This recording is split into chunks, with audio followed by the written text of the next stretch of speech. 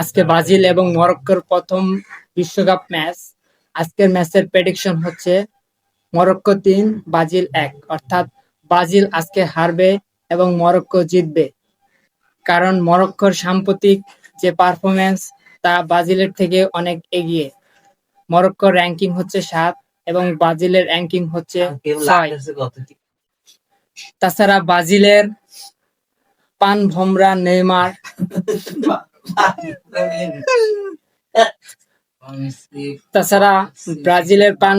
Neymar আজকে খেলবে না ইনজুরির কারণে। সেই হিসাবে ব্রাজিল আজকে হারবে এবং মরক্কো জিতবে। তবে দেখা যাক ৪টায় কি করে।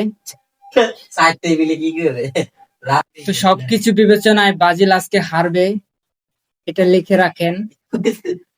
Morocco ৩, Brazil ১।